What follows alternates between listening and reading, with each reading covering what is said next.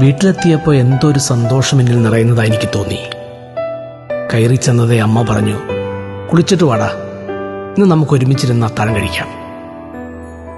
ഒറ്റപ്പെടലിന്റെ വേദനയിൽ ഇതാ ഒരു തുള്ളി വെളിച്ചം.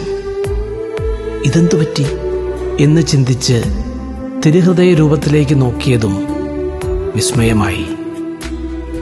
ഈശോ എന്നെ നോക്കി ചിരിക്കുന്നു.